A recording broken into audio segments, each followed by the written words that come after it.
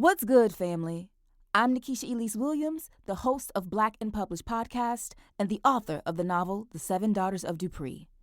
This historical fiction novel is about the secrets kept between mothers and daughters over the course of 7 generations and is told backwards in time from 1995 to 1860. I have an excerpt from the novel for you today. The audiobook is narrated by Bonnie Turpin, and this scene you're about to listen to is from the prologue. Prologue. They cut off her head because she ran. But who could know? Certainly not Tati. She was looking for her daddy. Her mama Nadia wouldn't tell her. Gladys, her Mimi, wouldn't tell her either. So she searched for him. She didn't know to search for anyone else. It wasn't like there was a burial or body. No coffin, no cemetery.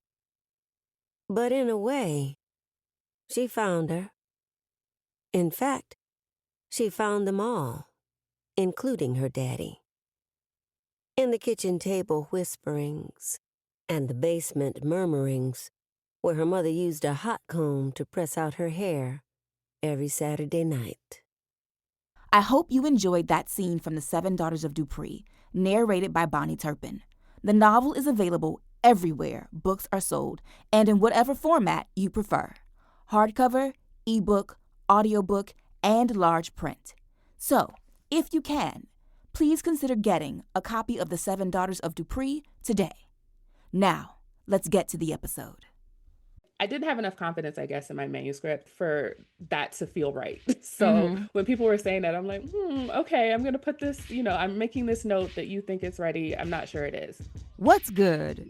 I'm Nikisha Elise Williams, and this is Black and Published on the Mahogany Books Podcast Network, bringing you the journeys of writers, poets, playwrights, and storytellers of all kinds.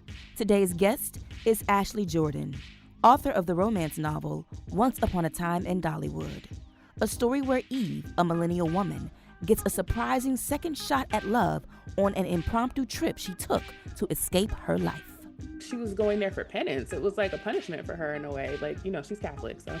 Very self-flagellation, Hester Prynne, the Scarlet Letter. Exactly. So yeah, she went there as sort of punishment to herself, despite her setting this boundary with her fiance and her parents. She's going there. It's supposed to be a retreat in a way, but also I think in the back of her mind, this is the scene of the crime. Once Upon a Time in Dollywood is one of 2 projects Ashley took up during the pandemic. The other was getting another degree, this time in psychology. How she says going back to school and writing her debut novel worked hand in glove together to finish both.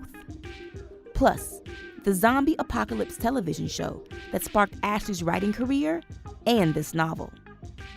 And in writing a novel about grief and love and loss, how Ashley chose to define the difference between happiness and joy, with a little help from Kirk Franklin. That and more is next when Black and Published continues.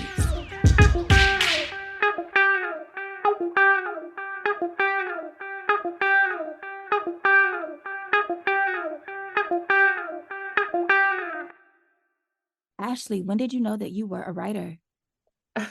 I'm still not sure, but I think it was, I started writing fan fiction and, I got a lot of lovely feedback from a lot of lovely women in our fandom. But I think it was when I got a direct message from a culture writer at BuzzFeed who said she'd read my latest story and she did an interview with me about it and she hoped that I would be published. And I think that was the first time I said, oh, maybe this is my calling. What were you writing fan fiction about? The Walking Dead. Okay. So what drove you to do that from watching the show? Yeah, it's interesting. I didn't like the show at first. I was like, these people are getting on my nerves. I was ready to stop.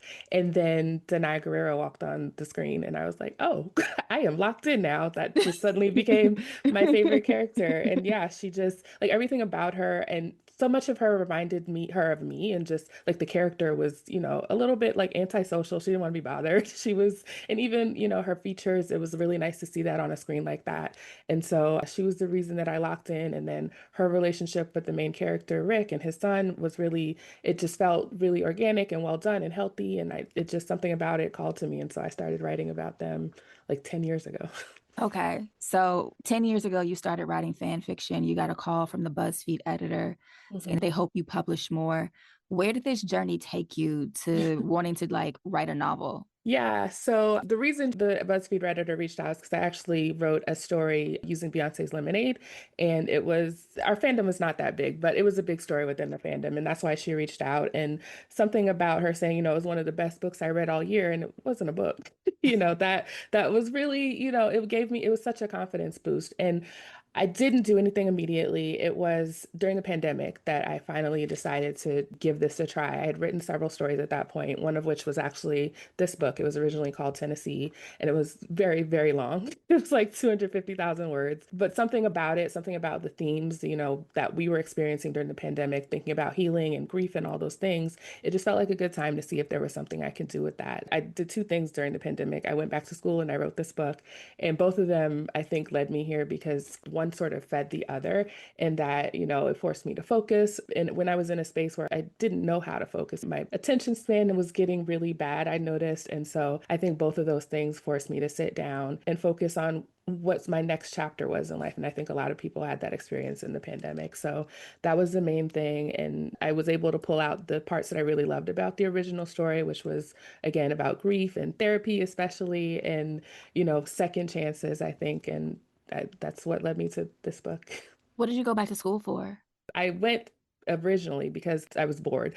And so I did women's studies, but then I realized I've worked in public health a long time, but as like an editor, and I didn't have a science degree. So I said, let me see if I can also get a science degree. So I chose psychology. I felt like it tied well into my day job and if I wanted to do writing. Yes. You went back to school for psychology while Mhm. writing a novel about a playwright Yes. in New York. Yes. Make it make sense. So originally she was not a playwright. She was actually a scientist in like the fan fiction version. I made her a playwright because of Danai Gurira, who is also a playwright. And that felt like a fitting tribute to her who inspired my writing journey. So that's how we landed there. Okay. And you talk about this novel in its first iteration was Tennessee at 250,000 words. How Mhm. did you pare it back to get what would become Once Upon a Time in Dollywood? Mhm. There was a lot going on in the original story. I did too much with it, and that's what fan fiction is great for because it allows you to play with your voice and structure and all those different things. So it wasn't that hard to just pick out the parts that were important. Like for some reason in the original story, I had broken up the friendship between the Eve and Maya character. I didn't need to do that. So that was a big part of it that I could take out. And there was a lot more back and forth between the two main characters that wasn't actually necessary either. So yeah, once I figured out like how to make this more linear story that is not, I mean, you obviously have like the third act breakup that happens in every romance, but I think I did that like four times in the original book. So yeah, I was able to take all that out and still have the main bones of the story. How did you learn to do that? A lot of trial and error. Like I said, 2020 was the first time that I really tried to write the book, and I queried it in 2020. And that was a time, luckily or unluckily, when publishing was having this reckoning with how it treated diverse voices, especially Black voices. And so at the time, I got a lot of really good feedback about what wasn't working and what was working. I got an offer which told me that I was doing something right, but it didn't feel like the right offer, so I didn't accept it. And, I went back and revised several different times, and including getting into the fellowship with Reese's book club, I revised with Jasmine Guillory, and she was telling me like, this is a very, very good story, but you're still doing too much. So, it was just like taking feedback from every corner I could get it and, turning it into this book that it is today. Talk more about being a Reese's Lit Up Fellow. What did that mean to you, and what was the program like? The reason I applied is because one of the things they promise is like they'll help you market the book if ever you manage to sell it. So that was like the main selling point for me. I didn't realize when I applied that it was going to be so much more than that. Like I knew there was a mentorship, of course, but I didn't know what. I'd never really had a mentor before, so I don't know what they do, how much interaction there would be. And also, I didn't expect that there to be like this profound sisterhood that came out of it. They pick five authors who have not been published yet, but it's also full of other authors who have been published, including your mentors. But also, you go to this retreat. We went to Nashville, which was really wonderful. And it was all these women teaching us about, how to navigate the publishing industry, what to expect, what to do once you do get that book deal. God willing, you get the book deal. and all kinds of advice. I remember when I was querying and talking to agents and, fielding offers, I reached out to one of the mentors from Lit Up and she was like, "You're good, you will have anybody you choose will be good. But also, you mentioned this agent that she wanted at the retreat. Have you spoken to her?" I'm like, "No, she hasn't reached out to me yet." And next thing I know, she got in touch with her and she reached out to me. So those kinds of connections I really did not expect, but they have made this journey like you can't do this journey without having people who are in the industry who really understand it. Because when you talk to your family, they're like, "Okay, what are you talking about?" So those people I think are really necessary in order to navigate this and not feel so alone. And, luckily everybody in my cohort, the four other women with me, we all got book deals and we all get to celebrate together. And it's really just become this beautiful friendship that I really did not realize that would come out of this. Your book is not just a lit up fellow, but it was also chosen as a Reese's book club pick, yes? It was, yeah. Did not Okay. see that coming either. Okay, so then let's talk about the journey from being just a fellow to Mhm. like, querying, getting the agent, getting the deal, and then getting one of the major book clubs to support your work. Like I said, the reason I applied to Lit Up was just thinking that Reese's Book Club would help promote, which they do for all of the fellows. And yeah, querying, because I queried two previous times before that. It went okay the first time, When like it I was mentioned. 250,000 words? No, no, no, no, no. It Oh. was no, in 2020, after I'd pared it down, I think it was probably, I think under 100,000 words at that point. And like I said, it went okay. Like I got feedback, I got an offer, didn't take it. I revised and queried again in 2021. It did not go as well. Black voices did not matter as much by then. So yeah, I was getting frustrated. Seriously, I was like, okay, I don't know what's wrong with this book, but I'm gonna pull it back again, revise again. And I actually applied for Lit Up in 2021, and I didn't get in. And I was ready to give up on the book because I was like, it's really not going the way I hoped, and maybe it's not ready, maybe it's not the time or whatever. And then Lit Up sent an email in 2022. So they said, "Hey, we saw you applied last year. Feel free to apply again." And since I had revised the book, I said, "Sure, take it. I'm not gonna get in, but go ahead and have this." Whatever this mess is. And then, yeah, I got in. And it's so funny because they sent an email like late December of 2022 saying, "Hey, you're in the top 10. Congrats. We'll get back to you soon to let you know if you're in the top five." And I was very happy about that. That's something you can like put on your resume. And then for some reason, I just woke up one morning. It was literally Friday the 13th, January 13th. And I was like, I feel like I'm going to get in Lit Up today. And I did, which is Okay. like manifest it. Yeah. So yeah, querying after that, a lot easier.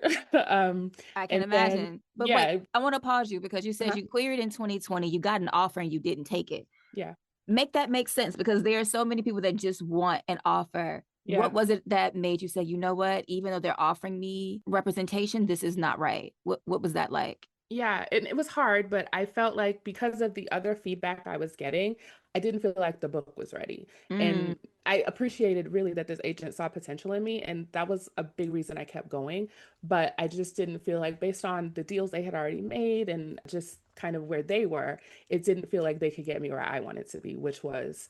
I honestly wanted to be at Berkeley. I would have loved to be a Reese's Book Club pick, and I didn't foresee that that agent would be able to get me there. I haven't mm. followed like her career, so it's entirely possible like if I had queried in 2023, she would have been that person, but in 2020 it just didn't feel right. So I had to really trust my gut. Wow. That says a lot for a first time author to hear you say that you got close and then you were the one who walked away. Takes courage and bravery, but it also goes to show where you can go when you don't take the first offer that's put in front of you. Yeah. And so after getting into Lit Up and then querying in 2023 Mhm. and getting your agent, what was your publishing process like? I got my agent August 2023 and we edited a little bit. It's so funny because it was another situation where discernment matters. I was talking to a lot of different agents who were like, "I think the book's ready to go out on sub tomorrow. Like, you're good." Like, and I really, really loved hearing that. But I'm also like, I didn't have enough confidence, I guess, in my manuscript for that to feel right. So Mm-hmm. when people were saying that, I'm like, okay, I'm going to put this, I'm making this note that you think it's ready. I'm not sure it is. And when I met with this agent who had already been on my list of like dream agents because of the deals she'd made, and she's just kind of a bigger name in romance, she said, "I don't think it's ready quite yet." And I'm like, "Oh, check box."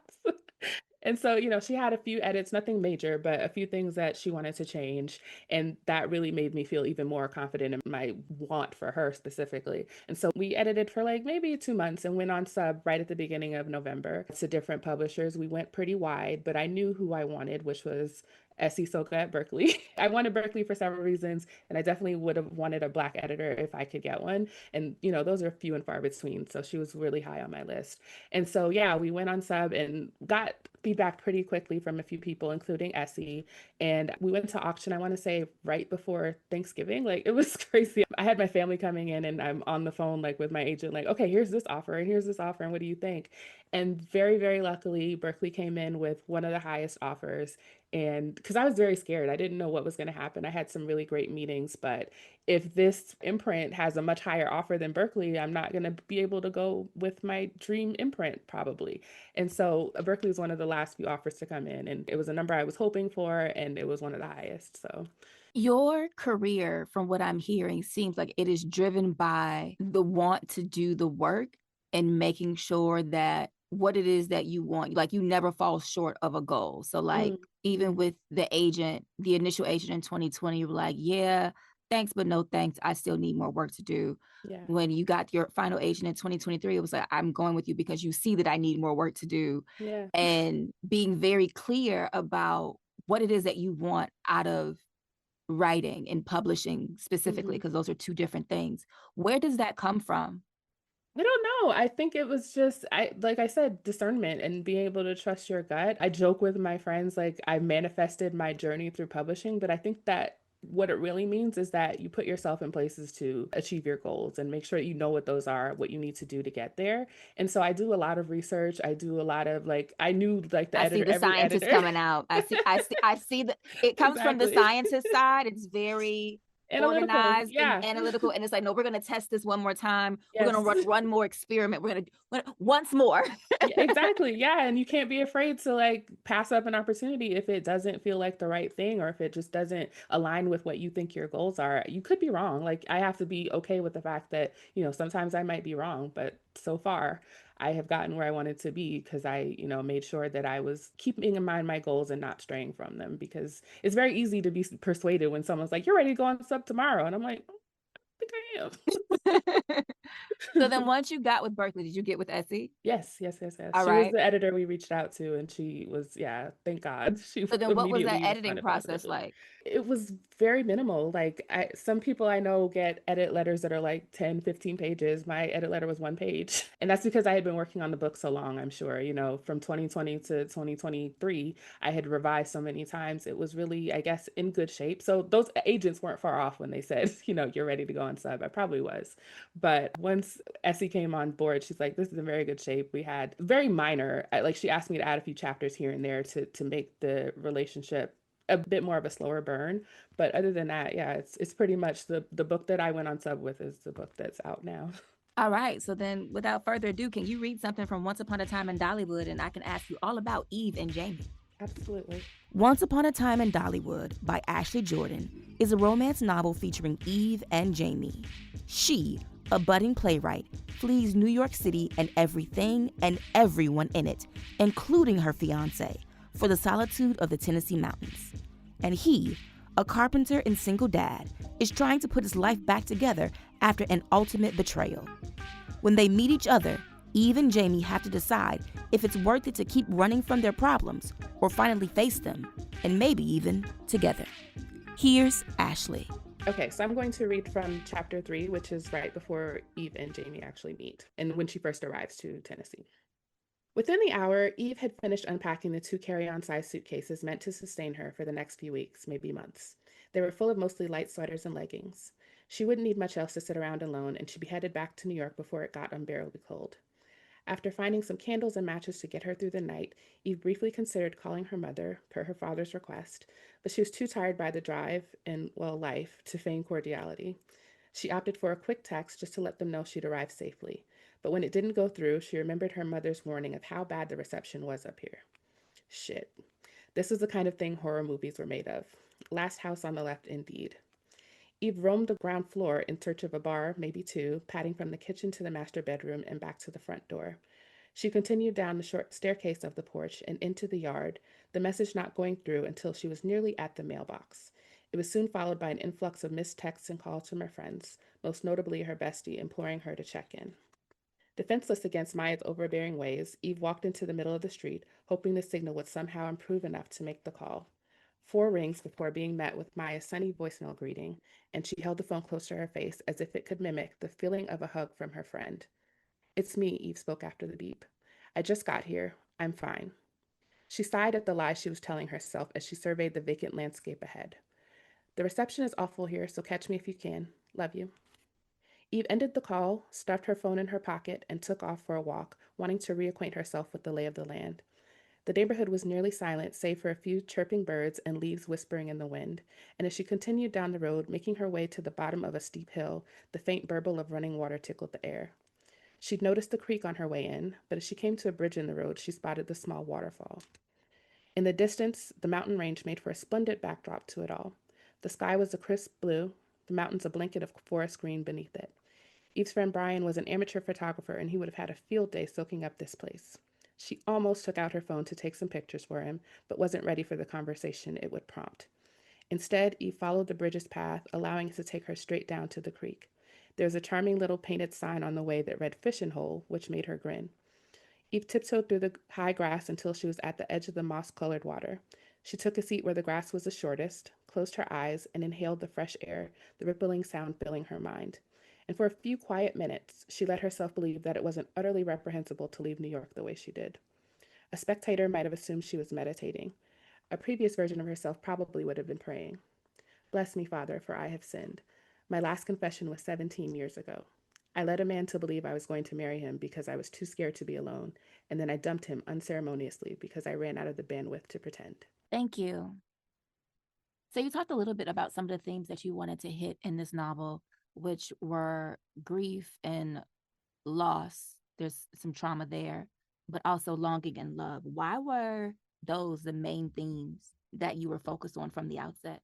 I think they are universal themes, and particularly at the time that I was rewriting the book, it was just so prevalent in my life, and I think everyone's life. We were in the middle of losing so many people at such a rapid rate, and so grief was just, prevailing at the time. And so I thought that it made sense for me to try to tackle this. I didn't expect it would take, another 5 years for the book to get published, but I think it's always resonant because, that's just a part of life, and that's what I hope all my books do is explore like the human condition and how we get through this thing called life. So then let's talk about the human condition of these characters. Mhm. Eve is the only daughter of immigrant parents. Her dad is Haitian, her mother is Black American. Yes. They have lots of expectations on her. Mhm. She's still reeling from a childhood trauma that no one will address.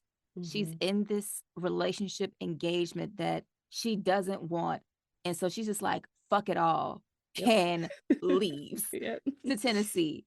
Why Tennessee? I didn't have a specific reason. It was just like when the book was originally written, it was set in Atlanta because The Walking Dead set in Atlanta, which is where I live. And so I was looking for some place nearby that she could drive to and where she could be like alone, but not unsafe. And so I chose this area because of the national parks and Dollywood. And I knew that if needed, there would be other people around, there'd be other Black people around, despite this very small town of, mostly white people. And so I had that locale and I decided to keep it because it just made sense. And if people ask me about the title all the time, how did I come up with it? It was literally just because I thought it was cute because of the area. Like Dollywood was not in this book originally. It was just this is where Dollywood is set. And I liked the title. And so Jasmine was like, okay, great title, but where's the Dollywood? And so my agent said the same thing. So we backed into that whole thing. But yeah, I chose this area just because it was close to Atlanta.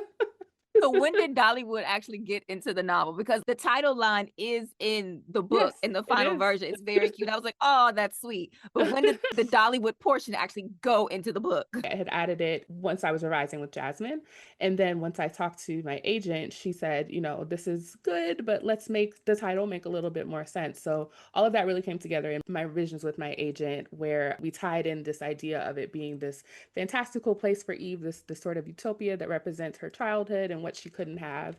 That all came pretty late in the game. But it wasn't really like a utopia. Like why she went there of all places, with I feel like that's the scene of her trauma. I was like, Yes. I'm lost. No, the specific park Dollywood represented this place she could never have because her grandmother wouldn't let her go and all She that would let stuff. it, wouldn't take her. Okay, Yeah, gotcha. but yeah, the scene of Tennessee, it was like she was going there for penance. It was like a punishment for her in a way. Like, she's Catholic, so Very she self-flagellation, Hester Prynne, the Scarlet Letter. exactly. So yeah, she went there as sort of punishment to herself, despite her setting this boundary with her fiance and her parents. She's going there as sort of it's supposed to be a retreat in a way, but also I think in the back of her mind, this is the scene of the crime, and it's a bit of a punishment for me to come down here alone and try to get through this whole thing. Right. And then she meets this man. Hmm. Child. So let's talk about Jamie. Okay. Because Jamie is up there and had been friends with Eve's grandmother. That's the house that Eve goes to. Her grandmother has passed, and Jamie's kind of like taking care of the property, Hmm. unbeknownst to her. Right. Cue the meet cute, right? Yes. And he has his own issues. He's a single dad. He's got a trash ass baby mama. Yes. I call him like I see him. Like I talk about all the trash ass men in books. Now we got to talk about the trash ass women. So he got a Listen, trash yeah, ass baby mama, indeed. and he meets this girl, Hmm. and he's kind of interested. Where did he come from as a character? He's inspired by Rick Grimes, the main lead character of The Walking Dead, but also just I wanted someone who same as the relationship in The Walking Dead, I wanted someone that was a good fit for Eve in the sense that he was a soft space for her, a safe place for her, but also someone who would push her, albeit gently. Like he's not going to push too hard, but he was not going to just accept all the bullshit he's accepted after this terrible relationship he's been in. He has to figure out how to set his own boundaries. But I also wanted someone with like high emotional intelligence. I think that is something that we all yearn for in our partners. And so I really wanted that to be clear about him and just someone who she could trust. That's why I wanted to make sure that he knew her grandmother because she was very wary anyway, but she would have been even more so if he had not been able to, prove that he recognized her immediately because of her grandmother. So those are all the things that I was thinking about when crafting him. This novel still sounds like it's now published fan fiction from The Walking Yeah, Dead. Is really what it is. it is. Yeah. I love that for you. It's like it Thank you. started with The Walking Dead, It and did, which is very silly, but I don't those are think it's very good characters. I The don't show think is it's not good, but the characters are. no, I don't think it's silly. I think it's fun that something that you started doing for fun because you enjoyed a show has blossomed into your own version of something else, like another derivative. So Jamie is based off the main character from The Walking Dead. I feel like I need to go watch the show because I've never watched it. I cannot recommend the show. I'm so sorry. But if you want to, That's have fine. at. I get my Denai Guerrero fix in Black Panther. And Exactly. everybody was like, well, she's been doing that since she was Michonne in Walking Dead. Yeah. And I'm like, I'm gonna take your word for it. Yeah. Do that because it's the writing is leaves so much to be desired. I think it has fantastic characters, but that show pissed me off every other week. Okay. Duly noted. So Jamie has this high emotional intelligence for Eve, who is overly emotional but doesn't like to talk about it. Yeah. And they immediately it's not quite enemies to lovers, No. but it's kind of enemies to lovers because she's like, I can't stand this man. It's not him. It's just the idea of being around someone who she has to relate to. And she's very scared of someone else like making her address this pain that she's trying to avoid.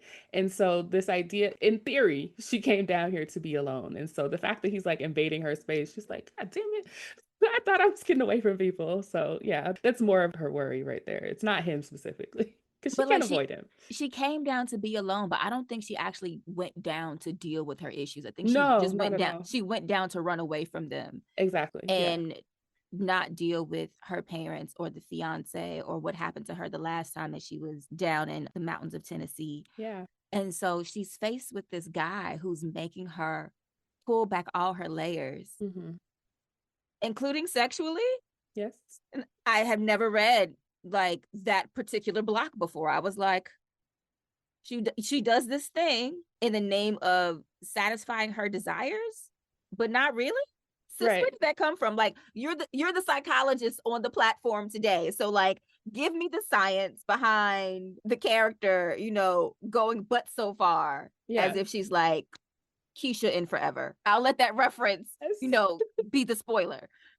Yeah, I think, yeah, it is really hard for her because as she mentions, like she has associated sex with trauma for, all these years. She gets pregnant first time she has sex. And it's like my mother has made sure that I always felt shame about that. So the idea of having sex for pleasure is just not something that computes with me at this stage in my life. I want this baby, but enjoyment, what is that? And Jamie is the person who forces her to sort of unpack that and, finally experience, if she wants to experience joy, let's give it a try. But the idea of her just doing this one thing for him and him not being able to reciprocate, that's a foreign concept for someone like Jamie who wants to be equal in everything. So yeah, I think that it was definitely deliberate to have her try and then be like, nope, I can't do it. And so here, I'll do this for you instead. And he's like, actually, no, this isn't working for me. So we got to figure this out. Either we do nothing or, let's go all in. So Yeah, his very line of "I'm very good at it." I was like, "Oh, okay, okay, young man. All right, brag on your skill set." exactly.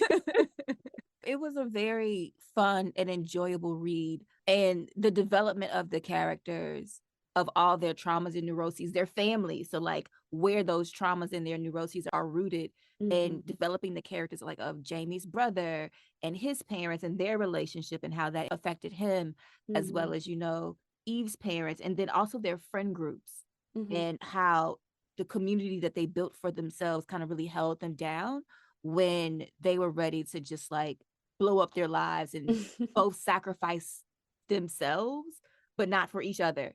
Hmm. Um, and it plays a lot on the meaning of ambition, and even when you seem to be successful, what it is that you're still lacking in Hmm. life, or what it is that you still want. Like everyone sees these outward trappings that Jamie has, like he's very wealthy from his work as a furniture maker. Eve Hmm. is very successful as a up and coming playwright and Hmm. artist, and yet they still have this longing and this ache inside of them. When Hmm. you were developing what it is that they were yearning for, yes, it had to be each other because it's a romance novel, but were you trying to speak to something greater in the themes of it all? Yeah, definitely. Thinking about it for myself, especially, but just like what is happiness and what is the difference between happiness and joy? And also, what does that entail? And I think, especially for women in their 30s, it is thinking about what is motherhood? Do I want to be a mother? All that stuff. Unfortunately, we only have a limited amount of time to figure that out for ourselves. And so I thought it was really important to have Eve go through this. I remember someone leaving feedback that they were very disappointed, like that Eve didn't reunite with her son. And I was like, well, that wasn't the point. I think one of the things that Eve's therapist tells her is like, your healing can't depend on someone else. And Mm. so the idea of her being happy or complete or whatever it is, it couldn't depend on being reunited with this boy who has his own life. Re entering his life was going to help her, not him necessarily. And so that couldn't be the point of her being able to go on this healing journey. It had to be about making peace with that. And same with her father. Like, you can't rely on their words to complete you, to make you feel better. Like you have to figure out how to move on despite however you felt about what your parents did. You have to move on from it. You're not responsible for your damage, but you are responsible for your healing, and they can't necessarily be a part of it. She demanded having that conversation with her parents, but if they weren't there for it, she has to still figure out how to move on. Mm-hmm. That psych degree is really coming in handy in this book. Good choice, good choice, Thank good you. choice. You talked about, trying to define the difference between happiness and joy. What is the difference? Kirk Franklin says this in one of his songs, like being happy means you need to have something happening. And joy is just a state of being, I think. Mm, And that should be more the goal than just to be happy. One of my favorite lines that I did put in the book is from Mad Men. Don Draper says, what is happiness? It's a moment before you need more happiness. Like it's a moment. And mm-hmm. that, again, that can't be something you depend on. And I'm realizing that as I releasing this book, I was so happy when it came out. And like slowly, as things have died down, like that has like dissipated, and it has to be about the joy that you've released this thing and the feeling that it's out in the world, and it can't depend on other people and what they're saying. It's about your accomplishment and how I feel about that, more than being happy that people are reading it or whatever. You talk about favorite lines. My favorite line is the one where Eve is, I think she's talking to Maya. She's like, I'm Carmi, Jamie's Claire, and my play is the bear, and we're in season 2. Yes. And I hollered because I love the bear. Oh, I love it. I love it. And I love all the pop culture references in the novel. It's Mhm. very contemporary. It's very now. It's Yeah. very much how 30 something women talk to each other, Yeah. how they may date, relate, and mate and do all the things, Right. and how they're really trying to figure out who they are and what they want.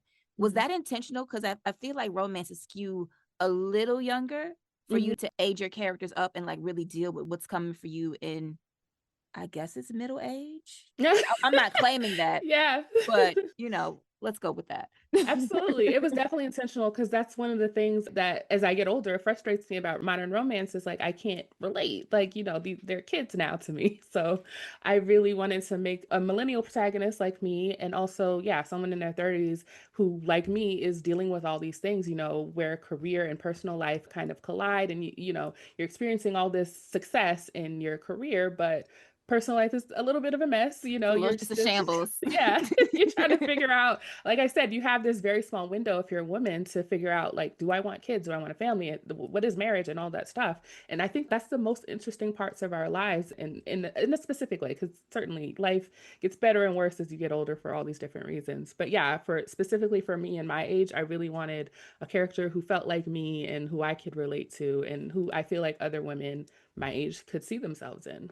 So then, in being very intentional about that, what do you want these millennial women like yourself, like myself, to get from this novel that you've written? And anyone who comes to it, because it's not Yeah. just for millennial women, it's for everyone. Yeah. But It's what do so you want readers funny to take from because it? my mom and her friends have been very excited about the book, and I'm like, I don't know if you will like it, but I hope you read it, And so many of them have come back and been like, I absolutely loved it. Like, I understand I wasn't the target audience, but I definitely took something away from it, and that has been really gratifying because I do hope that people take away this idea that you don't actually have to have it all figured out at this age. Like, it's totally fine if your personal life is a mess and you're soaring in your career, but you still have to figure out all these little things that are going to make your life complete. Mm-hmm. And I think that's probably a lifelong journey, but understanding that is really the main thing that I wanted people to take away. It's okay to be a mess, especially for Black women. It's okay to be sad or angry or depressed or whatever it is. Like, you are still worthy of love. You are still worthy of grace, which is a really big thing because I think that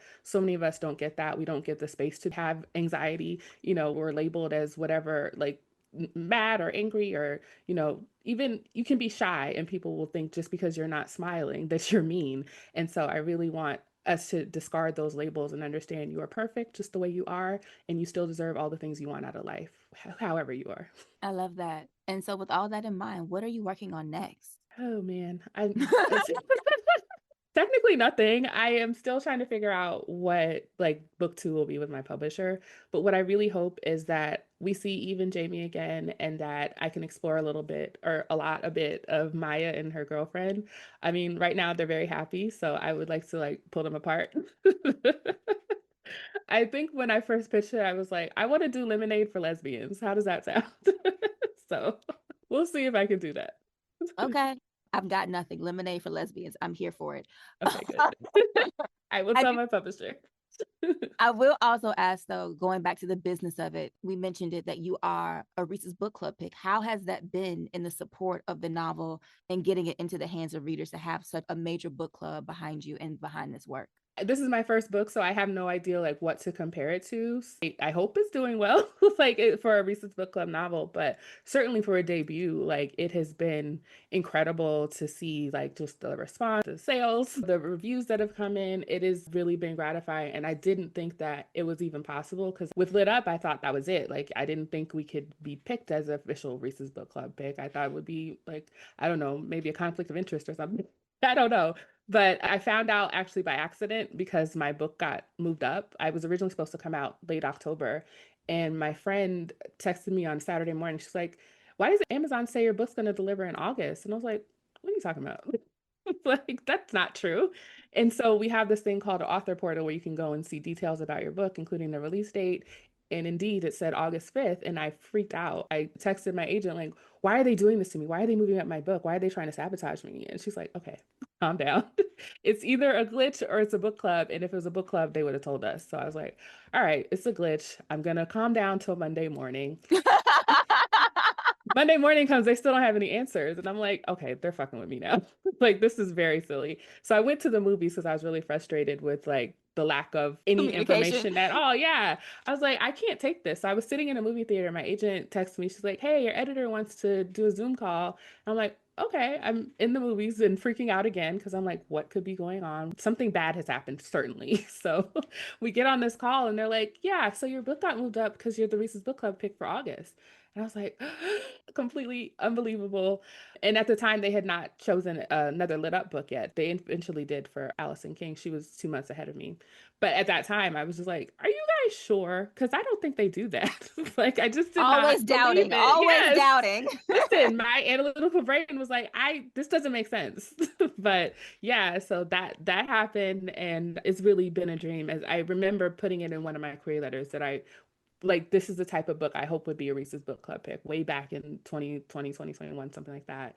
And yeah, so for that to come true, it doesn't quite make sense, but also it kind of does because I've been manifesting this whole thing. So yeah, it's been wonderful. Congratulations. Thank you so much. All right, so I want to move to a speed round and a game before I let you go for the Okay. morning. What is your favorite book? My favorite book, like of all time, is An American Marriage by Tayari Jones. Who is your favorite author? Oh God, that's hard. Romance author is Kennedy Ryan. General author, I think I'd have to say Toni Morrison. Okay. Who is your favorite artist? Any genre? Oh, Beyonce. I figured that was coming. What is your favorite TV show? Of all time, Mad Men. What is the best book to movie or book to series adaptation? The first thing that came to mind was To All the Boys I Loved Before. It was just like I'm a little too old for it at this point, but it was so good. Like, and even better than the book, which never happens. So now, since you are a Reese's Book Club pick, so you're already in the system, if Once Upon a Time in Dollywood gets, that Hello Sunshine treatment, Hmm. who would you want to play Eve and Jamie, seeing this is inspired by Denai and Homeboy from The Walking Dead? Yes, they are. I mean, that would be great, but also they're a little bit older than my characters at this point. So I have been thinking Jamie Lawson from Sinners for Eve. And then for Jamie, I don't know, like Glenn Powell has the right voice. Like I was like, can we get him for an audiobook? But I think David Corenswet from Superman would be make a good Jamie. Okay. He's a little tall, but besides that, I think he fits. If money were no object, where would you go? What would you do? And where would you live? Ooh, I interestingly, I really love living in Atlanta. Like, I think I get spoiled because I can walk outside and like see Black people whenever I leave my house. So, and whenever I leave the city, I'm just like, oh, I don't like this. So, I Because would live. Atlanta is still in Georgia. Listen. But I would live here. But if I could go anywhere, like I really need a good vacation. I want to go to Victoria Falls and just like a month or so, just like relax. I have not had a vacation in forever. My cousin's making me go on a cruise for her wedding, and I'm really dreading it because I'm terrified of the ocean. But otherwise, yeah, I would go and just like I do some writing for sure, but mostly just relax in Victoria Falls if I could. Name 3 things on your bucket list. Ooh, I don't have a bucket list. Let's see. Wow, what would be on my bucket list? Why did you stop me with this? Oh my gosh. I can't believe I I've didn't know never it was a even stumping thought about question. this. For some reason, I have literally never thought about this before. And maybe because it makes me think about life and endings. So it just So makes me then if you sad. don't have a bucket list, that's fine. We can move on. That's fine. What brings you joy? A lot of things bring me joy. Like music brings me joy. I love watching TV. Like TV is probably one of my favorite things in the world. But I noticed recently, like I get a real serotonin boost from like watching dog videos. I had a dog and he died last year and I've been really, really sad about it. But just being able to see different people, their love for their dogs and how they relate to humans, I think just really makes me smile every single time. What brings you peace? Morning. I think that just like waking up and the idea of starting a new day, all the possibility in the world, I just love morning time. And even though I'm a night owl, I really do just love waking up and those moments before anything is going, before I check my phone or anything like that. That's the most peaceful part of my life. And so we're going to go to our game. It's called Rewriting the Classics. Classic is however you define it. Okay. Name one book you wish you would have written. Oh my God. Beloved, easily. All right. Name one book where you want to change the ending and how would you do it? I recently read and watched The Thursday Murder Club, and I really liked the book. I really liked that exploration of like people in their older age and the lives they live in those homes. But I really, I guess this is a spoiler, but I didn't like that who the murderer was and that they had to turn him, like, they didn't really turn him in, but the idea that he had to like pay for his crime, I didn't like that. So I would just let him get away with it. All right. And my messy question, Name a book that you think is overrated or overtaught and why. I'm trying to remember what I read in high school. I'm sure Catcher in the Rye, why? I didn't need to read that. That did nothing for me. Stop making children read that. Last year, there were so many people who said Catcher in the Rye. Catcher in the Rye has caught all the smoke on this podcast. You know why? Because they literally make everyone read it. And it just, why? I never read it. They didn't make us read it. Oh, I'm so happy for you. We read some other stuff that I was like, why? But Catcher in the Rye was not in that number. At least not in the classes I was in. I'm very happy for you, honestly, because it's a waste of time. All right. My final question. And so this is going to give you an existential crisis again. I'm just preparing you. Okay. But when you are dead and gone and among the ancestors, what would you like someone to write about the legacy of words and work that you left behind? Not you holding your chest. Not you holding your chest like you have gone to glory. Ma'am. You did warn me, but Jesus Christ. Existential crisis for real. Oh my God. Okay. I hope that they write that I was a writer who understood the human condition and wrote a realistic, grounded romance about Black women and giving them the stories that they deserved and the happy endings that they deserved. And I think that's basically my mission statement, and that she did good with the time that she had. Amen. Thank you. Lord, I have to go cry now. Big thank you to Ashley Jordan for being here today on Black and Published. You can follow Ashley on the socials at Ashley Jordan Writes on Instagram and Threads. And make sure you check out Once Upon a Time in Dollywood. It's out now from Berkeley. You can get a copy of the novel from Mahogany Books and get 10% off your first purchase using code BLACKPUB at checkout. That's BLKPUB. That's our show for the week. If you like this episode and want more Black and Published, head to our Instagram page. It's at Black and Published, and that's BLK and Published. There, I've posted a bonus clip from my interview with Ashley about the reason she believes more Black authors should discuss their fan fiction origins as a viable path to publishing. Make sure you check it out and let me know what you think in the comments. I'll holler at y'all next week when our guest will be Lisa Smith, author of the novel Jamaica Road. I was astonished by the level of racism and anti-immigrant feeling there was back then. I think I must have blanked it out, and I felt like we hadn't really moved on. We've moved on a little bit, but not that much. And I just thought, what was it like for me growing up around then? What would it be like for these two characters growing up around that? And so that was part of the spur why I wanted to, I guess, delve deeper into this story. That's next week on Black and Published. I'll talk to you then. Peace.